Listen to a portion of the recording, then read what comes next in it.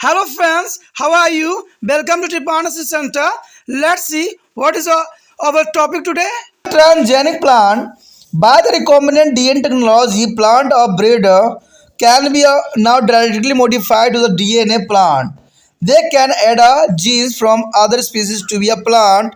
The most popular method for doing this is produce a transgenic plant by the use of Aerobacteriums and Tumorophos. It is a soil bacterium which has a natural genetic engineering system has a plasmid which can be intrusted into the plant cell. Is Agrobacterium tuberosus is called the glass tumorous and in the several plant. The information of productions of goals present in a plasmid Ty is their bacterium. A segment of DNA from to their plasmid can be transferred into plant cell. In the Ti plasmid, goals forming genes can be removed and substituted by the desired genes. The plasmids can seen then to the use of the transformer plant cells such as the foreground genes in their chromosome and transforming plants cells can be expressed normally. There is a transgenic plant that is shown here. The here show the transgenic plant, their isolate TIs plasmodids and the interfere foreign DNA into the TI plasmodid. The infected plant protoplast with their plasmodids. There is a foreign DNA from another plant or microorganism. Their experiment go with to next stage. There is a go with the plant plastoplast is the protoplast and the growth cell containing of TI plasmodid and with the foreign DNA. There is a generate of plant. There is a gall use of trinips for the bacterium carrying of T1 plasmid. Examples of transgenic plant, the cotton which can be direct attacked by the bomb. And the corn is a soybeans which are more tolerant through their pesticide. And transgenic plant can also serve our factories to the produce a medically and commercially useful protein. Serum is a albumin in use to the preparation given to the patient with their bone injury and other form to replacement of body fluid. A genetically alert to the potatoes, tomato plant can be yard of serum albumin. The next year is a transgenic animal. The transgenic animal experiment for the mice. Mice is a difficult to be generate of transgenic animal and the animal cells do not accept a plasmodid. Transgenic mice are however routinely is produced in the laboratories. Throughout their world to the macro injected foreign DNA. The gene for a growth hormone from a rat was the macro injected into the mouse egg. Their mice grow is larger than there is a lateral matters, and this was the because rat genes is got integrated into the mouse DNA and was began expressed. Here show this diagram the transgenic mouse compared to the normal mouse. There is the most important there are transgenic mouse. The transgenic method is goes with the goat. The transgenic goat has been to develop from to fertilize egg to injected with their recombinant DNA consist of goat gene. Their sequence is a plasmid with their human genes for the TPA is a tissue is a plasminogenes activator. The goat milk contains this factor which is dissolve blood clot. This has proved very usefully for the heart attack, is a coronary thrombosis and the stroke patients and the cattle. The cattle is a transgenic livestock has the potential of produce a large quantity of the drugs faster and at a much cheaper rate than from the bacteria which has to be a cultured in their industry vessels. And Chinese hamster, the Chinese hamster is a blood clotting factor is a factor 8. Genes has been interested in the Chinese hamster ovary cell. This factor saved the patent suffering from to the hemophilia A. The blood clotting factor has also been generated through recombinant DNA technology in a Chinese hamster. This is estimated the need to be get it is from human blood along with the remove of the risks of transmission meat it eats. There is a most important for a Chinese hamster. The next layer is a bioremediation. Is bioremediation is a remedies through the organism. That is the most important. The genetically is engineered young bacteria can be cleaned up a pollutant from the environment. This is called the bioremediations. The transformed bacteria is a metabolically break down toxic pollutant into the harmless compound. The mercury stands bacteria they process a metallic mercury which is a damage the nervous system into a non-toxic compound. There is a most important here. कहा जाता है मादा में स्थानांतरित किया जाने वाला DNA पशुवारस द्वारा प्रविष्ट कराया जाता है जो कि आरंभिक अवस्था वाले भ्रूण की कोशिकाओं में ग्रह मादा में आयोजित किए जाने से पूर्व को संक्रमित करता है। अगर हम बात करें प्राचीनी पादप पादप की तो इसमें पुनर्योजन डीएनए तकनीक द्वारा पादप प्रजननकर्ता अब सीधे पदार्थों के डीएनए के प्रवृत्त कर सकते हैं।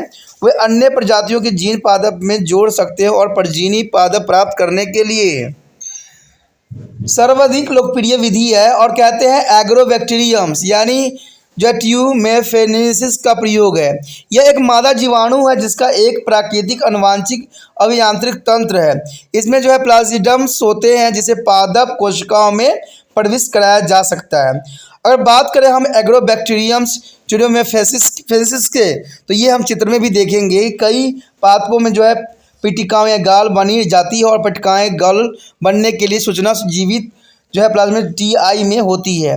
अगर बात करें प्लाज्मिड डीएनए के एक खंड को पादप कोशिकाओं से करके उन्हें स्थानांतरित भी किया जा सकता है और टीआई प्लाज्मिड में पटिकाएँ बनने वाले जीवों के अच्छे वांछित जीन से प्रतिस्थापित भी किया जा सकता है। प्लाज्मिड्स तब पादप कोशिकाओं के रूपांतरण में प्रयोग किया जा सकता है। अब परिवर्तित पादप कोशिकाओं के गुणसूत्रों में ऐसे बाहरी जीन सामान्यतः अभिव्यक्त हो सकते हैं। इस चित्र में अगर आप देखोगे तो इसमें ट्रांसजेनिक की बहुत अच्छा एग्जाम्पल प्रस्तुत किया गया है। इसमें टीआई प्लाज्मिड का प्रतिकरण दर्शाया गया है और गैर डीएनए के टीआई प्लाज्मिड में डाल दिया गया है और इसमें देखोगे कि प्लाज्मिड प्लास्टो को प्लाज्मिड में संकलित किया गया है और अन्य पादपों एवं सूक्ष्मजीवों से गैर डीएनए प्राप्त किया गया है।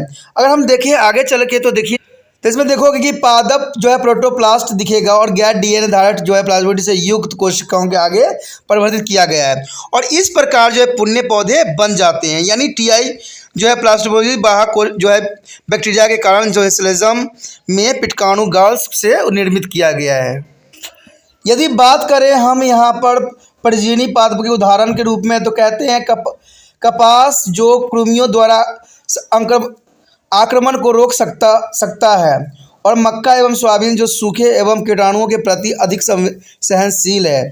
तो इस प्रकार परजीवी पादप के उदाहरण हम देख सकते हैं कि कपास कृमियों द्वारा आक्रमण को रोक सकता है और मक्का व सोयाबीन सूखे एवं कीटनाशकों के प्रति अधिक संवेदनशील है। कहते हैं परजीवी पादप औषधि एवं व्यापारिक दृष्टि से उपयोगी प्रोटीन बनाने की फैक्ट्री के रूप में कार्य कर सकता है और सीरम एम्ब्लेमेंट जलने से क्षतिग्रस्त हुए रोगियों के लिए उपयोगी स्मार्ट यानी प्रिपरेशंस निर्माण एवं शरीर द्रव्य को प्रतिस्थापन में प्रयुक्त भी होती है।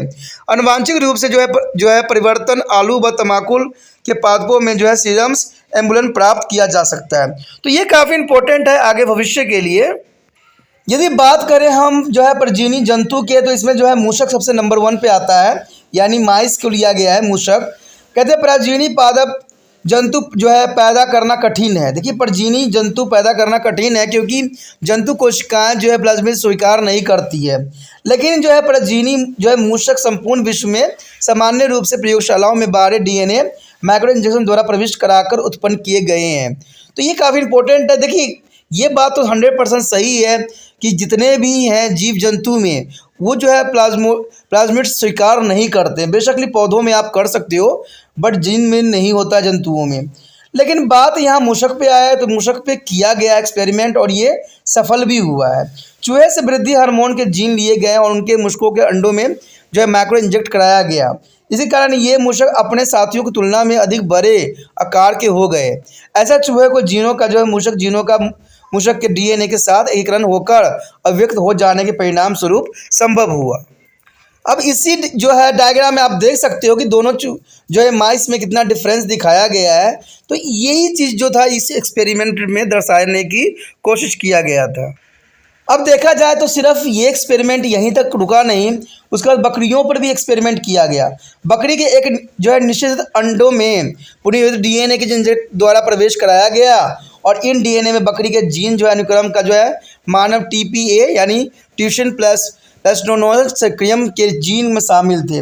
बकरी के दूध में यह घटक टीपीए पाया गया जो रक्त के थक्के समाप्त कर देता था और यह हृदय आघात यानी कोरोनरीज थ्रोम्बोसिस और स्ट्रोक रोगों के लिए लाभप्रदायक भी है। देखिए ये कितना इंपॉर्टेंट है बकरियों पे जो एक्सपेरिमेंट कराया। सबसे बड़ा इंपॉर्टेंट तो है कि हार्ट अटैक को ये कवर करता है, हार्ट अटैक न होने देता है। तो ये काफ़ी इंपॉर्टेंट बात यहाँ पर रखता है। अगर बात करें हम मवेशियों के तो पराजीनी मवेशियाँ जो है पराधन में अधिक तेज़ी से जो है एवं सस्ते दामों पर बड़ी मात्रा में औषधि पैदा करने की क्षमता रखती है। देखिए कितना इंपॉर्टेंट बात है कि पशुधन से जो है हम अधिक से अधिक मात्रा में औषधि पैदा करने की क्षमता विकसित किए हैं। इसकी तुलना में जो है जीवाणुओं से औषधि निर्माण करना अधिक खर्चीली होती है क्योंकि इनकी सर्वदा विधि औषधि निर्माण हेतु बड़े औद्योगिक क्षेत्रों पात्रों की आवश्यकता पड़ती है। अगर हम बात करें चीनी हेमस्टर की तो देखिए चीनी हेमस्टर जो होती है रुधिर थकाकारी कारक होता है जो कि किसकी वजह से होता है, एट ब्लड क्लोटिंग फैक्टर की वजह से होता है कि जीन को जो है चीनी हेमस्टर अंडाशय कोशिका में प्रविष्ट कराया जाता है और ये उत्पादन हेमोफिलिसिस के पीड़ित व्यक्तियों को प्रायः रक्षा भी करता है। चीनी हेमस्टर में जो है पुनर्योजित डीएनए प्रौद्योगिकी से उत्पन्न जो है रुधिर थकाकारी उत्पादन करके मानव रक्त से प्राप्त किए जाने की आवश्यकताओं का निराकरण एवं साथ ही डीएनए नामक रोग के संक्रमण खतरे को भी निराकरण करता है। तो ये काफ़ी इंपॉर्टेंट बात यहाँ रखता है। यदि बात करें यहाँ पर जैव उपचार के यानी जीवों द्वारा उपचार तो इसमें भी काफ़ी इंपॉर्टेंट यहाँ पर रोल अदा करता है। आनुवांशिक रूप से अभियांत्रिक जो है जीवाणु पर्यावरण से जो है प्रदूषकों के साफ कर सकते हैं, यानी पर्यावरण से जो प्रदूषक होते हैं इसको भी इससे साफ करवाया जा सकता है। ठीक है, इसे जैव उपचार कहते हैं। परिवर्तन जीवाणु विषवत प्रदूषकों का उपचारित अपघटन करके उन्हें विषवक्त अथवा हानि रहित यौगिक में परिवर्तन कर देते हैं। पहले प्रतिरोधी जीवाणु जो है विधात्मिक पादप तंत्रिका तंत्र को क्षति पहुंचाते हैं को प्रक्रिया करके एक अभिव्यक्त यौगिक के रूप में परिवर्तन कर सकते हैं। तो ये काफ़ी इंपॉर्टेंट बात यहाँ पर मैंने बता दिया है। Our next topic is human genes therapy. There is the most important topic here, human genes therapy. The many people are born with or suffer from a disease such as the sickle cell anemia and the hemophilia. And the severe combined immunodeficiency syndrome, there is a SCID. There is the most important here disease, a severe combined immunodeficiency and the color blindness. So diseases are causing due to genetical defected. There is a genetical defected. These genes is genetically defected are hereditary. It has been to estimate about around 2,000 children in the India along on the born every day with a genetical disorder. Let's learn about there is a method of remove of creations of genetically defected. There is a first here a gene function. The genes functions is the genes play a number of different role in the proper functioning of an organism by the controlling synthesis of enzymes involved in the biochemical reactions.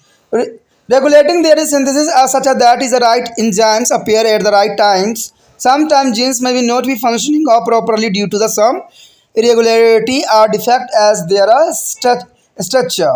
This may be lead to be genetical disorder or defected genes may be appear in an individually in the following two way. There is the most important way. The first here a container defected genes are inherited and their defect run into the family. For example, color blindness is a hemophilia, sickle cell anemia. And second here, a genes become defected all of a sudden due to mutation during the earlier development. For example, albinism, not heritable. That is the most important here. A gene is a mutation may be altered. There is a synthesis of active on enzymes needed for their normal combustions and the chemical reaction are from normal functioning of an organism. The sequence are here.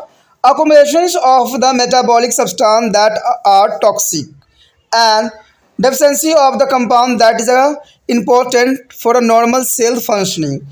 And there are a mutation that can be lead to disorder in any part of body, including muscles, eyes, liver, bones, kidney, nerves, and the blood system. Under normal conditions, genes work in the total harmonic competition. Their specific job of the converted a raw material into the finished product by the synthesis of the specific enzyme. So here show the normal genes functioning here. Genes A, enzymes A, and there are genes B, enzyme B, and gene C, enzyme C. There is the most important, the substrate product and the product B, their end of product, intermediate production. There is the most important diagram shown here, are normal gene functioning. The next are defective genes functioning. There are sometimes absence of the gene or defect in a single genes may be a result in a defected metabolism, and desired product may be never to the formed. Whether is a harmful product may be obtained. There is a show in this figure. There are genes A and the genes B are defected or absent. There is enzyme A, but here is a no enzyme.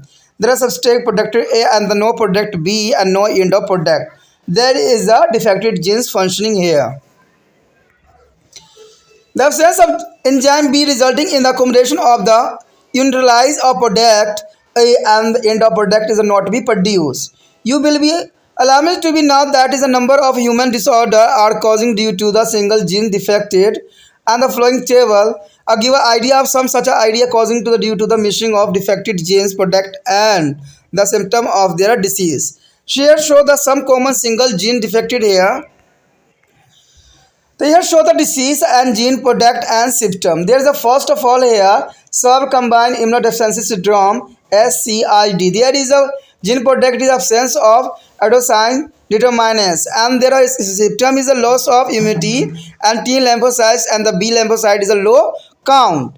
And second is a hemophilia. The hemophilia is a gene product here, absence of blood clotting. Their factor is 8. Here the symptom defected blood clotting and chlorine blooding in the joint. There is the most important here.